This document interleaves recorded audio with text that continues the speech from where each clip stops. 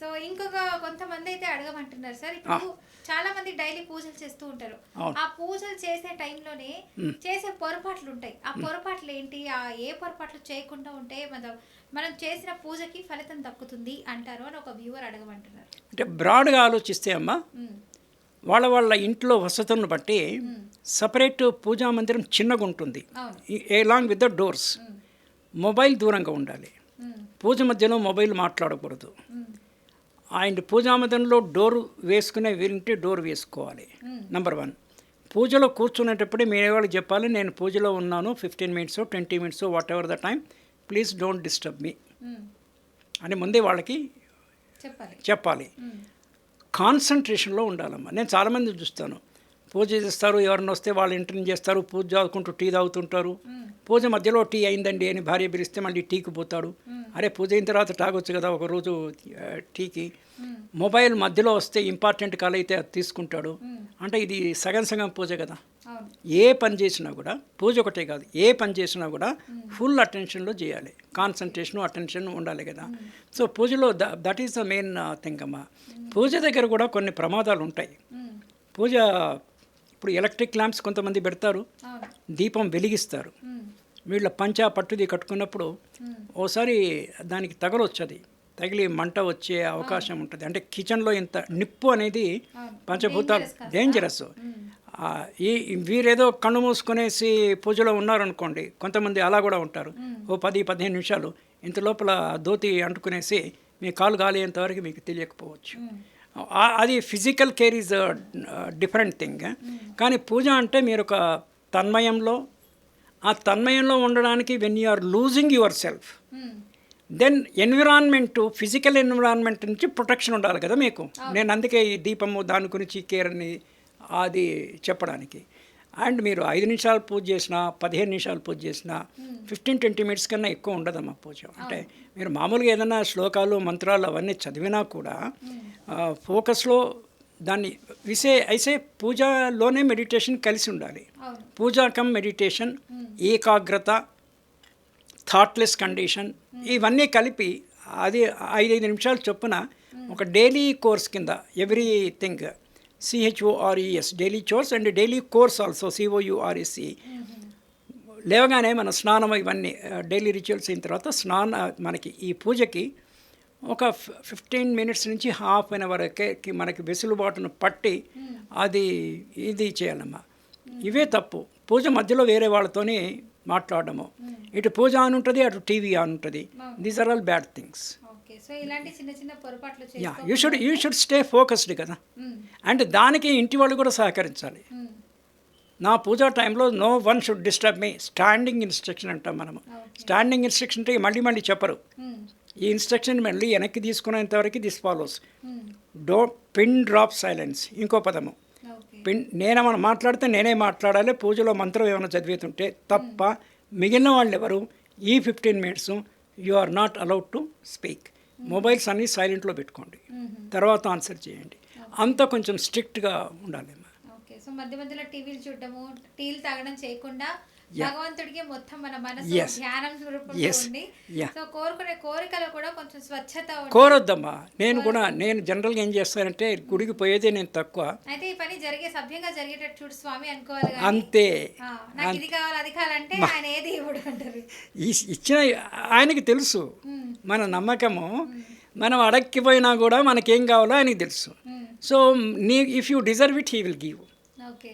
So అయితే కోరుకున్నప్పుడు ప్రతి ఒక్కరండి నాకు అది కావాలి ఇది కావాలి కాదు, నాకు ఏది తగ్గట్టో అదే ఇవ్వు దేవుడు అని తెలుసు. అదే okay. Thank you so much sir. So పూజ గురించి, భక్తి గురించి చాలా చక్కటి మాటలు మాట్లాడారు. థ్యాంక్ యూ సో మచ్ అండి.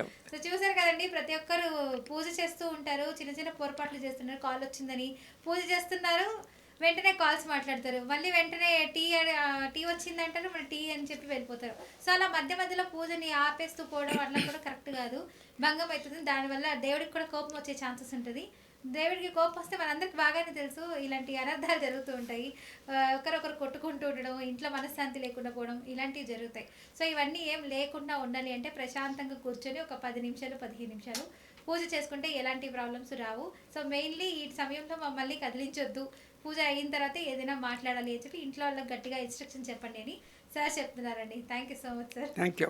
సార్ ఇప్పుడు చాలా మంది డైలీ గుడికి వెళ్ళకూడదు అంటుంటారు. ఎందుకు వెళ్ళకూడదు? వెళ్తే ఏం జరుగుతుంది? గుడికి వెళ్తే ఏమి జరగదు. ప్రసాదం దొరుకుతుంది. ప్రసాదం పెట్టే గుళ్ళల్లో, పెట్టిన గుళ్ళల్లో తీర్థం ఇస్తారు, అది దొరుకుతుంది. అంటే నేను ఇది సరదాగా చెప్పినా కూడా నేనేమి ఐఎమ్ నాట్ బీలిట్లింగ్ ఎనీథింగ్. ఓకే. రోజు గుడికి వెళ్తే తప్పేం లేదు. రోజు గుడికి వెళ్ళే వాళ్ళు ఉన్నారు. యాజ్ ఏ ప్రాక్టీస్ వెళ్ళకూడదు అంటున్నారు. అంటే పండగలకి వీటికి వెళ్ళొచ్చు అంటారు. నార్మల్ టైంలో వెళ్ళకూడదు అంటారా? నేనేమని ఇష్టం, ఎవరిష్టం వాడు. We are in democratic and secular కండిషన్లో ఉన్నాం కదా. నిన్ను గుడికి వెళ్ళొద్దు అనే ఎవరు ఆపలేరు. గుడికి వెళ్ళు అనేసి ఎవరు దే కెనాట్ పుష్ యూ. ఎందుకు లేదు సార్, ఇంట్లో పేరెంట్స్ పుష్ చేస్తారు కదా, గుడికి వెళ్ళాలి నాన్న, వెళ్ళిరా, మంచి బుద్ధి వస్తుంది అని చెప్తారు. మంచి పెళ్ళాం వస్తుంది. అవును, ఒక చెప్తుంటారు. ఒక 18 years క్రాస్ అయిన తర్వాత అంత మైజర్లే కదా. 18 years అయిపోయింది నిన్నటికి. ఇవాళ 19th ఎంటర్ అయినా అంటే లోక జ్ఞానం ఉంటే మేజర్ అయినా జ్ఞానం ఉండాలి. ఆ పాపకు కానీ బాబుకి కానీ. మగవాళ్ళైతే కాళ్ళు ఎగరేస్తారు, ఆడవాళ్ళకు కూడా కాలర్స్ ఉంటున్నాయి మధ్యలో. కాళ్ళు ఎగరేసి no more telling, I'm also a major, నువ్వు నేను ఈక్వలే. మనకి ట్రెడిషనల్ నాలెడ్జ్ కూడా ఉందమ్మా. ఇది 16 సంవత్సరాలు వచ్చిన తర్వాత బిట్వీన్ ఫాదర్ అండ్ సన్ చెప్పారు. Father should not treat son as a what you call as a junior or anything. As a son కాకుండా as a friend you should treat. 16 years వస్తాయి. ఇప్పుడు అదే 18 years అయింది. Minority act majority. World war కూడా 18 years దాటితే major అనేసి. So ఒక మేజర్ని they can decide for themselves అనేసి పాయింట్ అది. మీరు అమ్మాయి పెళ్ళినప్పుడు కూడా 18 years తర్వాత అమ్మాయిని నువ్వు ప్రోద్బలం చేసి నువ్వు వాడు చేసుకోవద్దంటే నువ్వెవరు నాకు చెప్పడానికి అన్న లెవెల్కి వెళ్ళొచ్చు. అంటే she has decided already to marry a particular person. So parents have no right to stop. అలాగా ఉంటే 18 years కంప్లీట్ అయ్యే లోపలనే చేయాలి. అది వేరే కాంటెక్స్ట్. బట్ అల్టిమేట్లీ నేను చెప్పే విషయం ఇది. గుడికి ఎవ్రీడే వద్దంటే కొన్ని డైలీ యాక్టివిటీస్ ఉంటాయి కొంతమందికి. చాలామందికి కూడా ఎవ్రీడే యాక్టివిటీస్ ఉంటాయి కదా. EDA everyday activity. కొన్ని once in a week activities. Everyday ఆఫీస్లో ఒక్కొక్కసారి కుదరచ్చు, కుదరకపోవచ్చు, ఇంకెక్కడికైనా వెళ్ళాల్సింది ఉంటే సిచ్యువేషన్స్. దాని కానీ కుదిరినప్పుడే వెళ్ళాలి, ప్రతిరోజు వెళ్ళడం ఏంటి అని అంటారా? ఇప్పుడు గుడికి వెళ్ళకపోయినా కూడా అమ్మ ఇంట్లో కూడా దండం ఇంట్లో పూజ చేసుకుంటారు కదా. జనరల్గా నాకు తెలిసి ప్రతి ఇంట్లో చిన్నదో పెద్దదో ఒక పూజా గది ఉంటుంది. నాకు కూడా అదే డౌట్ సార్. ఇంట్లో ఆల్రెడీ పూజ గది ఉన్నప్పుడు మళ్ళీ అంత దూరం వెళ్ళి దేవుడిని దర్శించుకోవాల్సిన అవసరం ఏంటి అని నాకు కూడా. అంటే ఇప్పుడు ఫిలాసఫీ ఉంది కదమ్మా, సైకాలజీ ఉంది కదా. రెండిటికి పీతోనే స్టార్ట్ అవుతుంది. పిచ్చికి కూడా పీతోనే స్టార్ట్ అవుతుంది.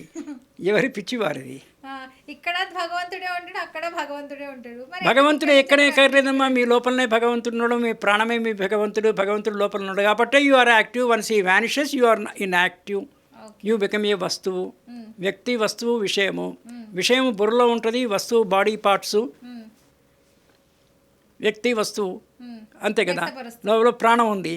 ప్రాణం పోయిందంటే you are nobody, you are nothing, non entity. So you are entity to non entity. So multi పాయింట్కి వచ్చినప్పుడు ఎవరిష్టం వాళ్ళు. పోకూడదని పోవాలని ఏమి లేదు. కొంతమందికి అనుకూలిస్తాయి పరిస్థితులు. ఫర్ ఎగ్జాంపుల్ మా ఇంటి ఎదురుగానే రామాలయం పెద్దది. కానీ నేను గుడికి వెళ్ళను అంటే వెళ్ళాలని కాదు, తరచుగా వెళ్ళను. My wife goes daily, almost daily she goes. ఆమె ఇష్టము. Why should I force her not to go and why should I force myself to go? నాకు ఐఎమ్ ఓకే. దేవుడు ఉన్నాడు ఎదురుగా. దేవుడి దగ్గరికి వెళ్ళాలి, కష్టాలు లేనప్పుడు దేవుడి దగ్గరికి వెళ్ళాలి. ఇప్పుడు కష్టాలు వచ్చినప్పుడు మీ ఫ్రెండ్తో చెప్పుకుంటున్నారా? మరి దేవుడు అంతకన్నా తీసిపోయాడా? దేవునితో చెప్పుకుంటే తప్పేముంది? ఆ పద్ధతిలో దేవునికి వెళ్ళి మీరు కష్టాలు చెప్పుకోవచ్చు. Nothing wrong in it. It's a one way communication. One way communication అంటే మీరు చెప్పొచ్చు దేవుడి. కొంతమంది అంటున్నారు కష్టాలు ఇలా ఉన్నాయి దేవుడా, ఏం చేయాలో నాకు అర్థం కావట్లేదు, నీ మీద భారం ఇస్తున్నా అంటుంటారు. అవును. అలాంటప్పుడు వితిన్ కొన్ని డేస్ తర్వాత కూడా దేవుడు అసలు దాని గురించి ఆలోచిస్తాడా లేదా కూడా ఆలోచిస్తాడు. డెఫినెట్గా ఆలోచిస్తాడు. ఎందుకు కొంచెం తొందరగా రెస్పాండ్ అవ్వకుండా దేవుడు ఇలా టైం రావాలమ్మా, దేనికైనా టైం రావాలి. నీవు అంటే ఇవన్నీ చైన్ రియాక్షన్స్ అంటాం మనము. అంటే what goes around comes around అనేసి ఇంగ్లీష్లో. కొంతమంది ఆ మాట ఈరోజు అంటారు, రేపు మార్నింగ్ కల్లా ఉండదు. ఏమైందంటే పోయారు వాళ్ళు అని అంటారు. అవును కదా. మరి అలాంటప్పుడు అంత ఆలస్యం అంటే విషమే కదా సార్. ఏది దేవుడు అంత ఆలస్యం చేస్తే విషం అయిపోతుంది కదా. దేవుడు అంత ఈజీగా ఏం చేయడు. దేవుడు ఈజ్ ఏ మ్యూట్ విట్నెస్సే. ఎప్పుడన్నా ఒకసారి ఇంటర్ఫీర్ అవుతాడు, జనరల్ కాడు. మీరు చేసుకున్న మంచి కర్మలే మిమ్మల్ని రక్షిస్తాయి, మీరు చేసుకున్న చెడు కర్మలే మిమ్మల్ని శిక్షిస్తాయి. రక్షణ శిక్షణ రెండు కూడా మీరు చేసిన పనులలోనే నిక్షిప్తమై ఉన్నది. They are hidden in your goods. అందుకని always be good and do good. Thank you sir, మంచి ఇన్ఫర్మేషన్ చెప్పారు.